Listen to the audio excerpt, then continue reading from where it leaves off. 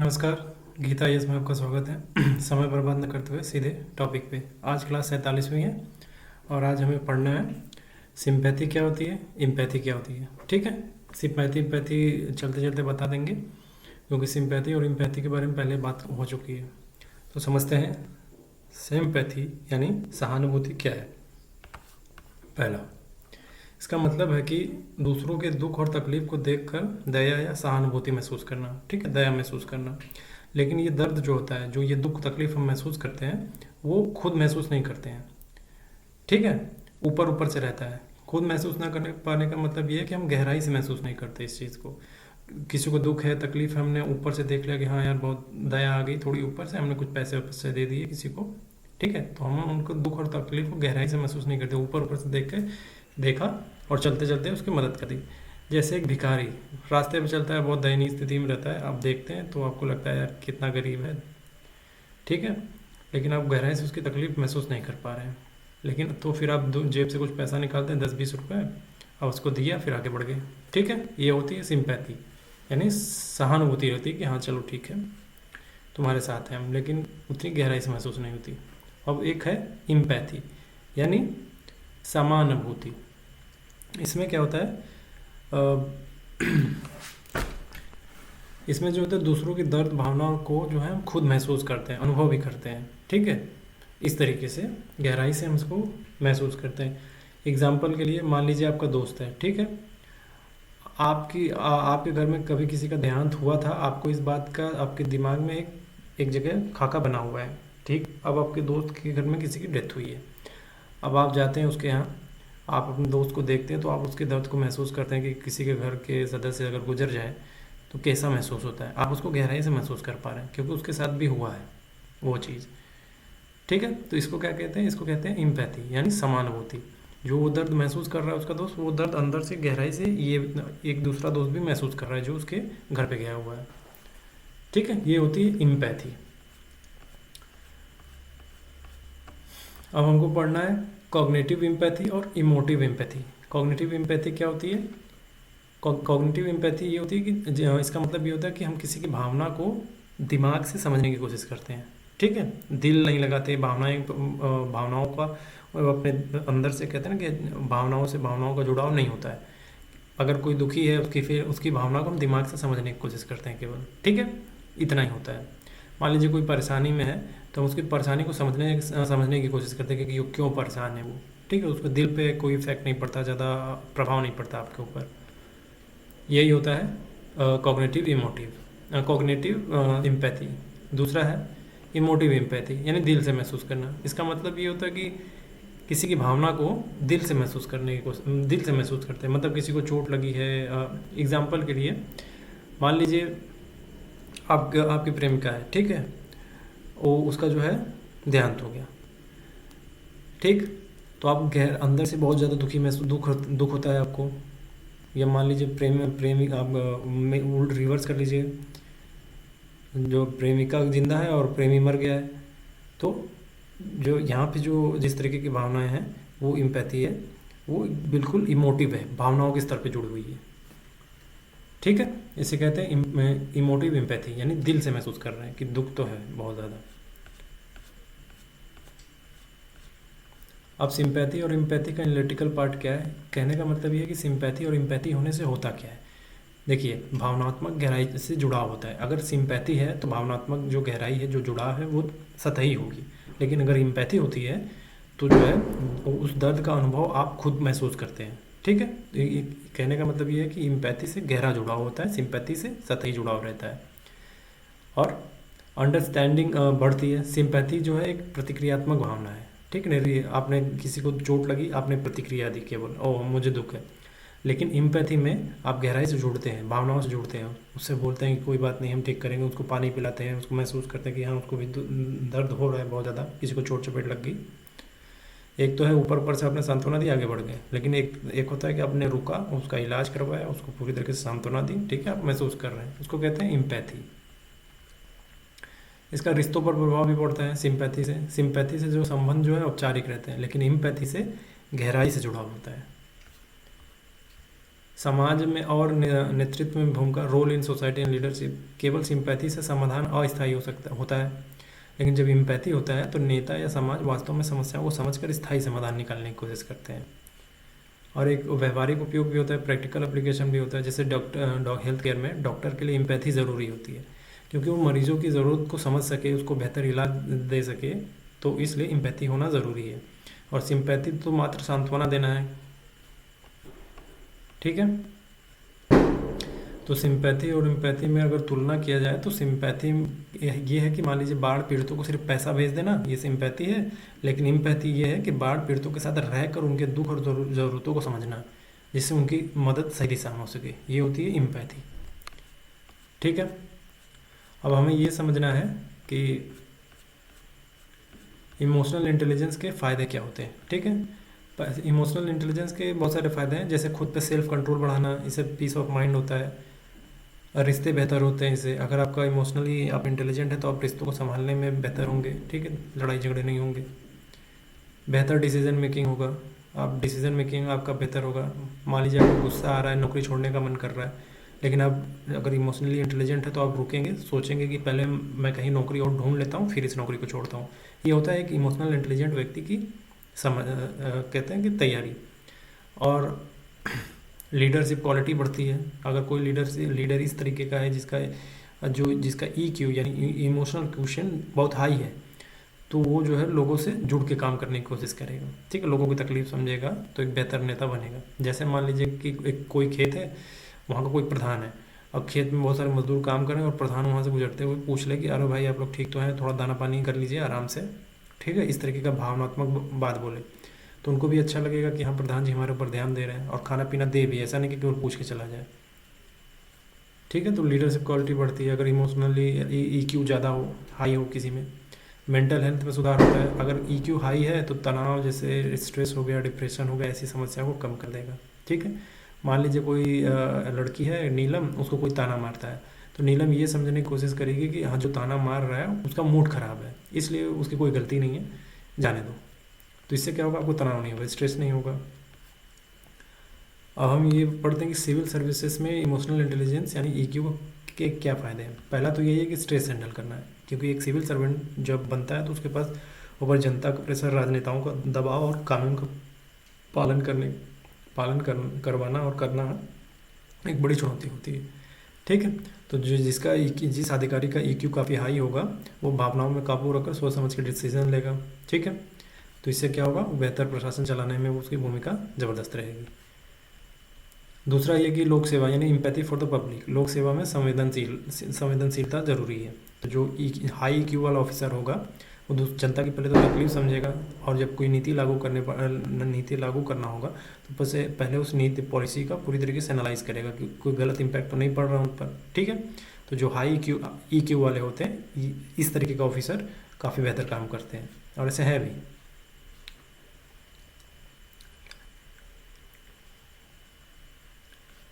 और conflict of management में काम आता है, जैसे झगड़े हो गए, तनाव का समाधान करना हो गया, जैसे दंगे, हड़ताल जैसे मामलों में शांत करना। हाई EQ वाले ऑफिसर जो है बड़ी समझदारी से इस सबको हैंडल करते हैं।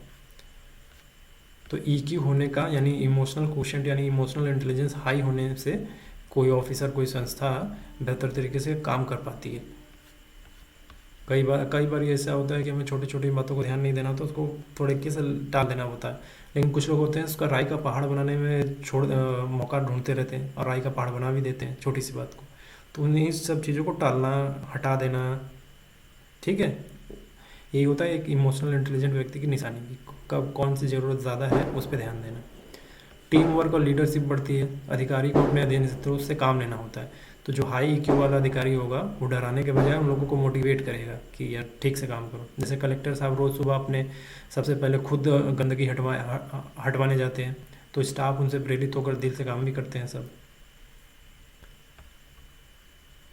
बेटर डिसीजन मेकिंग होता है सिविल सर्विसेज में, अगर हाई EQ वाला ऑफिसर है तो डिसीजन मेकिंग बेहतर होता है।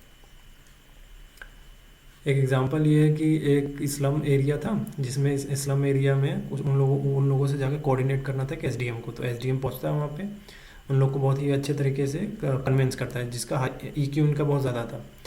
तो उन्होंने कन्विंस किया कि आप लोगों के लिए बेहतर सारी सुविधाएं गवर्नमेंट ने दी है और फ्लैट दिया, अब जाके वहाँ पे रहिए। और उन लोगों को दिखाया, पूरी तरीके से कन्विंस करने के बाद उनको शिफ्ट किया वहाँ पे। उसके बाद वो सारी चीज़ें वहाँ से हटी और कहाँ गवर्नमेंट का काम सुचारू रूप से हुआ वहाँ पे। तो ये एक हाई IQ वाले ऑफिसर का एक एग्जाम्पल था। मेंटल हेल्थ में स्ट्रांग रहती है एक सिविल सर्वेंट का, क्योंकि सिविल सर्विसेज बहुत डिमांडिंग होती है। हर हर हर रोज़ लाखों, कह सकते हैं हज़ारों की संख्याओं में समस्याएं लोगों की रहती हैं, तो मेंटल स्ट्रेस बहुत ज़्यादा बढ़ जाता है। तो मेंटल हेल्थ को जो हाई IQ वाला ऑफिसर होता है वो बर्नआउट, एंग्जाइटी, डिप्रेशन से बचता है, इन सब चीज़ों से बच जाता है। और हार्वर्ड यूनिवर्सिटी की एक स्टडी भी है कि द हिंदू में प्रकाशित हुआ, द हिंदू में न्यूज़पेपर उसमें प्रकाशित हुआ था। उसमें ये लिखा था कि जिन ऑफिसर्स का, यानी ऑफिसर्स का EQ हाई होता है, वो अपने करियर में कम तनाव और ज़्यादा संतुलन पाए जाते हैं, संतुलन रखते हैं वो, ऐसा पाया गया है स्टडी में। अब हमें ये समझना है कि पॉलिटिकल इमोशनल इंटेलिजेंस का पॉलिटिक्स और गवर्नेंस में क्या क्या फ़ायदा होता है इसका। अगर आप इमोशनली इंटेलिजेंट है, या कोई संस्था या कोई नेता या कोई लीडर या कोई ऑफिसर, तो उसका पॉलिटिक्स और गवर्नेंस में क्या फ़ायदा क्या होता है। पहला फ़ायदा तो ये होता है एम्पैथी विद सिटीजन, यानी जनता की भावनाओं को समझना, सबसे बेहतर यही होता है। ठीक है, मतलब हाई IQ वाला नेता, मतलब हाई IQ वाला नेता या अधिकारी जनता के दुख दर्द और मांगे और भावनाओं को समझते हैं वो, तो उनके हिसाब से नीतियाँ बनती है। ठीक है, छत्तीसगढ़ का एक एग्जाम्पल है कि एक विधायक था, वहाँ के आदिवासियों से पहले बात करने से पहले उनकी बोली सीख के गया वहाँ पे, ताकि उनके दर्द को बेहतर तरीके से समझ पाए। हो सकता है बीच में ट्रांसलेटर रखने की सुविधा थी उसका, लेकिन उसने ट्रांसलेटर नहीं रखा, क्योंकि जानता था अगर बीच बीच में ट्रांसलेटर आएगा तो जो संवाद है वो अच्छे से कर नहीं पाएगा। तो लोगों को लगेगा कि तो ये संवाद बार बार ट्रांसलेटर यूज़ कर रहा है हमसे बात करने के लिए, और वहाँ पे बवाल बहुत ज़्यादा हुआ था, जिसकी वजह से इसने पहले से सीखने 3-4 महीने खूब सीखा, तक पहले से ही सीखने लगा था वहाँ पे। जब ये था तो सीखने लगा, लेकिन जब मामला ये सब हुआ तो उसका जो EQ हाई IQ वाले तो ऐसे ही होते हैं, पहले से ही प्रिडिक्ट कर लेते हैं कि अगर कोई ऐसी सिचुएशन होती है तो हमें वहाँ के लोकल लोगों से जुड़ के रहना है, तो पहले उनकी रहन सहन सीख लेना चाहिए, ताकि उनको लगे कि हम बाहर ही नहीं हैं। ठीक है, दूसरा है कि राजनीतिक संवाद और सौहार्द, जैसे हेल्दी पॉलिटिकल कम्युनिकेशन इससे बेहतर होता है। तो हाई IQ वाले नेता जो है विवाद में भी दूसरों की बातें सुनने की कोशिश करते हैं, गुस्से में जवाब नहीं देते हैं। इसे लोग डेमोक्रेटिक इन्वायरमेंट कहते हैं ना, लोकतांत्रिक माहौल बना रहता है। इसमें सबसे बेहतर एग्जांपल ये है कि डॉक्टर APJ अब्दुल कलाम जो है विपक्ष की जो ऑपोजिशन होते थे उनकी भी बात शांति से सुनते थे वो, और सम्मान से जवाब भी देते थे। उनके बहुत सारे वीडियोस पड़े होंगे, आप ऑनलाइन देखेंगे तो कितने ही बच्चे की तरह वो जवाब देते हैं। पॉलिसी मेकिंग में जो है संवेदनशीलता रहती है। ठीक है, तो जो हाई IQ वाले नीति निर्माता जो होते हैं वो सिर्फ आंकड़े, डेटा नहीं देखते, वो ये भी सोचते हैं कि ये पॉलिसी क्या गरीबों, महिलाओं, बच्चों आदि पे क्या असर पड़ेगा, इन सब का ध्यान वो बहुत अच्छे से रखते हैं। इसीलिए आप देखेंगे कि नीति आयोग ने महिलाओं के लिए एक अलग से वुमेन एंटरप्रेन्योरशिप प्लेटफॉर्म शुरू किया है। ये क्या है, ये हाई IQ को दर्शाता है कि इन्होंने अलग से एक जेंडर के लिए ध्यान रखा है पूरी तरीके से, ये ग्राउंड रियलिटी है। चौथा है कि जैसे आप हेट पॉलिटिक्स को अवॉइड कर सकते हैं। जो हाई EQ वाले होते हैं, हाई IQ वाले होते हैं वो हेट पॉलिटिक्स को अवॉइड करते हैं, यानी क्रोध और नफरत की राजनीति से बचने की कोशिश करते हैं। तो जो हाई IQ वाले नेता होते हैं, नेताओं को सिखाता है कि डर, क्रोध या नफरत, इमोशनल क्वेश्चन नेताओं को सिखाता है कि सिर्फ डर या क्रोध या नफरत से वोट नहीं लिया जाए, बल्कि भरोसे से नेतृत्व करें वो। ठीक है, गवर्नेंस में विश्वास बढ़ता है। जब आप अफसर और नेता EQ के साथ काम करते हैं, हाई IQ के साथ यानी इमोशनल क्वेश्चन के साथ काम करते हैं, तो जनता को लगता है ये लोग हमारे जैसे हैं, भरोसा बनता है उनका। इसका सबसे अच्छा एग्जांपल है कि उत्तराखंड का एक DM था, जो बाढ़ आई हुई थी उत्तराखंड में, तो बाढ़ में जो है DM खुद लोगों को कूद के बचा रहा था। तो लोग बोल रहे थे कि DM फरिश्ता है, ऐसा पिस्ता फरिश्ता कुछ बोल रहे थे, तारीफ कर रहे थे खूब कि ये काफ़ी बेहतर DM है, तो कूद के हमारी मदद कर रहा है। काफ़ी लोगों की जान बचाई, 10-12 लोगों की, उसमें उनका भी हालत ख़राब हो गया था। संवेदनशील कानून व्यवस्था, सेंसिटिव लॉ एंड ऑर्डर, इससे फ़ायदा ये इस्टेब्लिश होता है तो फ़ायदा होता है। जैसे EQ इमोशनल क्वेश्चन पुलिस को दिखाता है कि जनता से डराने की जगह, मतलब जनता को डराने की जगह समझदारी और मानवता से पेश आना चाहिए। ठीक है, कर्नाटक में एक एसआई थी, एक महिला एसआई थी, उन्होंने कुछ रिक्शा वाले थे वो मास्क पहन नहीं रहे थे, तो इन्होंने काफ़ी कन्विंसिंग तरीके से उनसे बात करी और परसुएट करने की कोशिश करा कि आप मास्क ज़रूर पहनिए, नहीं तो आपकी तबीयत ख़राब होगी, तो हो सकता है आप अपने घर में एक इकलौते कमाने वाले हैं तो घर की जो आर्थिक स्थिति है वो डगमगा सकती है। इसके लिए कर्नाटक की एक एसआई थी, उनकी बहुत तारीफ हो रही थी, द हिंदू में एक खबर छपी हुई थी।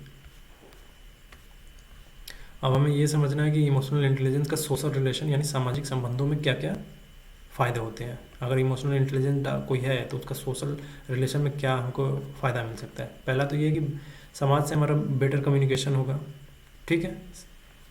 दूसरा होगा कि हमारे झगड़े जो है सुलझाने की कला बढ़ेगी, हमारे झगड़े कम होंगे, ठीक है। तीसरा है कि दूसरों की भावनाओं को समझ पाएंगे हम। चौथा है कि भरोसा और अपनेपन का जो रिश्ता है उसको कायम करने में या उसको बढ़ाने में हमको फ़ायदा मिलता है इन सब चीज़ों का, ठीक है।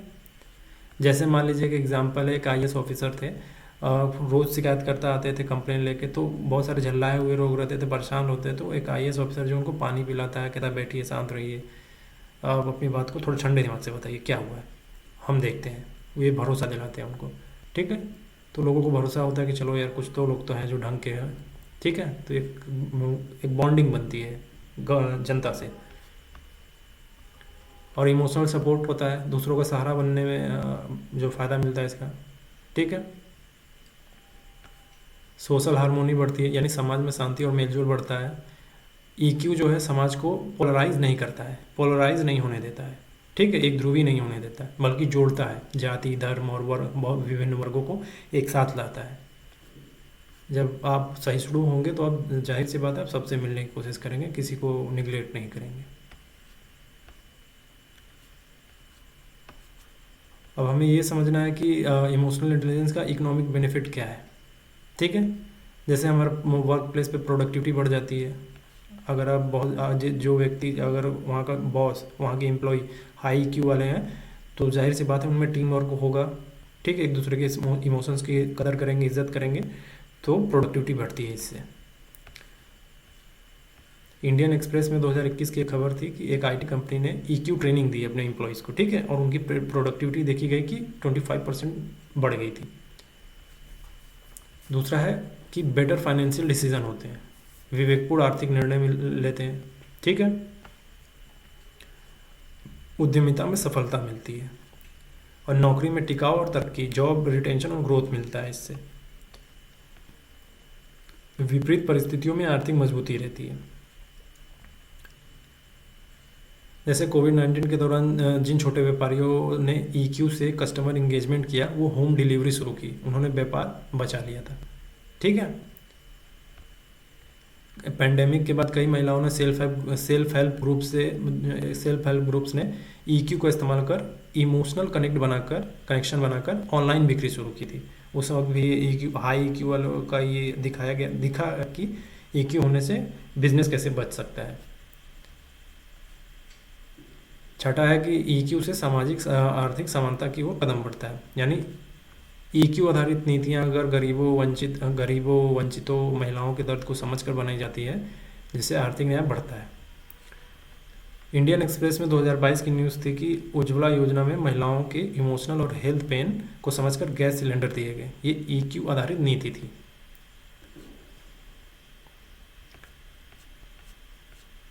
अब हमें ये समझना है कि इमोशनल इंटेलिजेंस का हमारी फिजिकल हेल्थ पर क्या प्रभाव पड़ता है। पहला तो ये है कि स्ट्रेस कंट्रोल होता है, ठीक है। कोई प्रेम सबसे ये बोल दे कि जैसे ईक्यू वाला व्यक्ति तनाव को पहचानता है तो उसे दबाता नहीं बल्कि शांति से संभालता है, जिसे हार्ट डिजीज, बीपी, डायबिटीज जैसी बीमारियां नहीं होती है, ठीक है। मान लीजिए कोई रमेश है, रमेश रोज़ की ज़िंदगी से परेशान था। जब से वो रोज़ मेडिटेशन, ब्रीदिंग एक्सरसाइज और सेल्फ टॉक करने लगा, खुद से बात करने लगा, कैमरे से बात करने लगा, किसी भी तरीके से पढ़ाने लगा, खुद से बात कर रहा है, तो उसका बीपी कम हुआ, उसका ईक्यू हाई हो गया, सब बेहतर हुआ उसका। दूसरा है कि हेल्दी हैबिट अडॉप्ट करके किया स्लीप क्वालिटी में सुधार किया। जो कभी 6 घंटे 4 घंटे सोता था वो 8 घंटे के सो रहा है, ताकि उसको थोड़ा फ़ायदा हो। शारीरिक बीमारियों में उसकी रिकवरी तेज हो गई। सब्सटेंस अब्यूज़ से बचाव, जैसे शराब, सिगरेट, ड्रग्स, इन सब चीज़ों से बचाव किया। ईक्यू काफ़ी हेल्प करता है इन सब चीज़ों में। हार्मोनल बैलेंस सुधरा उसका, जैसे क्रिस्टीसोल बोलते हैं और सीरोटोनिन, ये ईक्यू में स्ट्रेस हार्मोन घटाता है, ठीक है, और अच्छा फील कराता है ये सीरोटोनिन, ये हार्मोन है। अब हमें ये समझना है कि इमोशनल इंटेलिजेंस का हमारे मेंटल हेल्थ पर क्या असर पड़ता है। अगर इमोशनली हम इंटेलिजेंट है तो मेंटल हेल्थ पर क्या है इसका प्रभाव पड़ेगा। पहला ये है कि आपको लेस डिप्रेशन एंड एंग्जाइटी होगी, डिप्रेशन और एंग्जाइटी में कमी रहेगी, होगा नहीं। दूसरा है सेल्फ अवेयरनेस से नेगेटिव थॉट्स कंट्रोल होता है। तीसरा, इम्पैथी बढ़ने से अकेलापन कम होता है, ठीक है, आप दूसरों के साथ समानुभूति रखते हैं, लोगों से मिलते जुलते हैं, तो जाहिर सी बात है आपको अकेलापन कम महसूस होगा। चौथा, इमोशंस जो है, इमोशन रेगुलेशन से एंगर और फ्रस्ट्रेशन कंट्रोल में रहते हैं, ठीक है। अपने इमोशंस को कंट्रोल करना यानी रेगुलेट करना, कितना होना चाहिए, कैसे होना चाहिए, इससे क्या होता है आपको गुस्सा फ्रस्ट्रेशन कंट्रोल में रहते हैं, ये ईक्यू से होता है। ट्रॉमा से उभरने में मदद होता है, जैसे पोस्ट ट्रॉमिक ग्रोथ होता है, उससे उभरने में मदद होता है। जिन लोगों में ईक्यू होता है वो दुखद घटनाओं जैसे दुर्घटना, नौकरी छूटना, अपनों की मौत के बाद जो है जल्दी रिकवर कर पाते हैं, जिनका हाई ईक्यू होता है।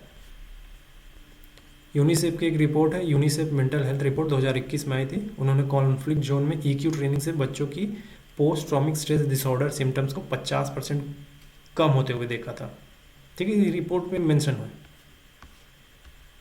छठा है, मेंटल हेल्थ सपोर्ट लेने में झिझक कम होती है। जैसे आप इन सब चीज़ों को लेके अवेयर हैं, तो आप इमोशनली इंटेलिजेंस, आपको इन सब चीज़ों की एजुकेशन है, जानकारी है इन सब के बारे में, तो आप ये कह सकते हैं काउंसलिंग अपना करने के लिए, मेंटल हेल्थ के लिए आप सोचते नहीं हैं। लोग लोग कहते हैं ना कि आप मेंटल हेल्थ से जाके काउंसलिंग कर रहे हो तो आप लोग पागल पागल बोलते हैं कि पागल है, तो पागल हो रहा है, लेकिन नहीं, ऐसा कुछ नहीं है। आप इसका मतलब ये है कि आप जागरूक नागरिक हैं, आप अपनी कंडीशन को पहचान पा रहे हैं कि मैं किस कंडीशन में हूँ।